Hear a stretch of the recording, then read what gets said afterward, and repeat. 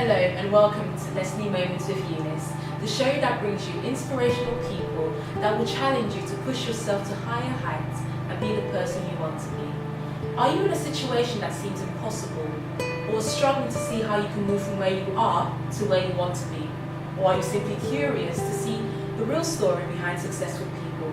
If so, then stay tuned for pointers that will push you in the right direction through honest talk with real people who have had low moments but have risen to a place of excellence and are making a mark every single day. Want to know more? Go to our chat drive.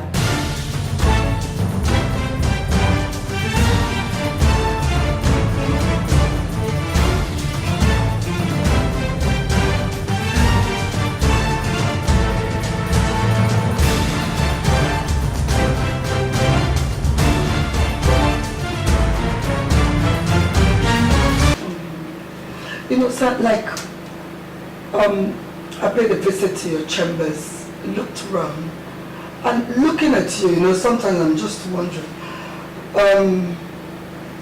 Sometimes you see people and you begin to wonder, have you ever had a low moment at all? Or what do I say, okay, let me say, what was your childhood like? Let's say if you can't find a low moment now, were there ever low moments growing up?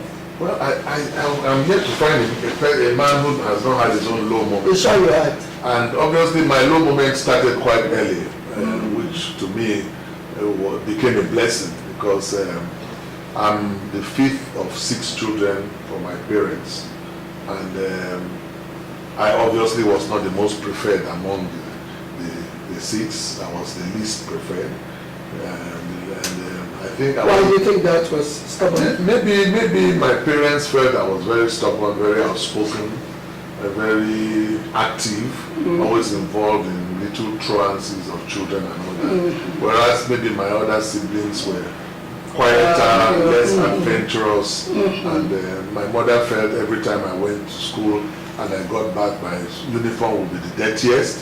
So she felt I wasn't a serious child, and I probably would not make a serious person. My God, I'm sure she didn't know that uniform was hidden an egghead. Well, I'm sure she was doing her best to make sure that I did not lose focus and this time. So each time I would come back from school, I would receive a fair share of caning and all that. She would flog me, and I felt at some point I kind of felt I wasn't loved by my parents, and I felt they preferred the other ones and would always ask them what they wanted. And for me, it's like, I mean, what would you give this, or what would you ask from this? So I made up my mind right from that time to at least prove that I wasn't a useless young man, and I would not be a useless person in the future. So it kind of gave me some sense of realization that I needed to be positive and be successful in life, to be able to prove to even my parents that I'm not as hopeless as they felt. And they taught you. And then how hard did you push yourself? Haven't come to that realization? I think I pushed myself pretty hard. Right from primary school, I wanted to excel. So I left primary school a year earlier, and I did my exams, my entrance examination into secondary school a year earlier, and it was like I wanted to prove to my parents that I wasn't as hopeless as I was, or as they thought I was. And of course I came out tops, and I left. I think among all my siblings, I was the one that did my education fastest, because I left a year earlier than the normal time for leaving school. And even in secondary school I also did that. So it kind of gave me an early takeoff in life, to at least, since I knew that my parents were like looking at me as, oh, this is the one that might bring shame to the family. I felt, well, I wasn't going to bring shame to you.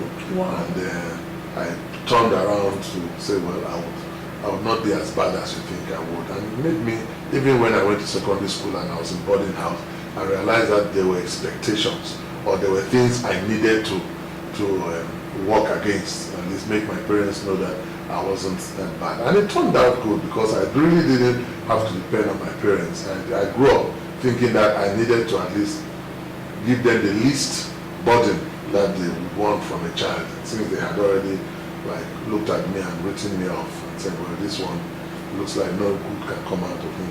So do you think you think your parents' disposition about the time was a blessing in disguise? It was a blessing in disguise, but I would tell parents today to not to make such mistakes. You know, I have 3 children now, and I try not to prefer any child, because you never know which child will turn out to be the most successful, promising, the most promising. Most times, the way we look at things is not the way God looks at things, and we can only see within a short period,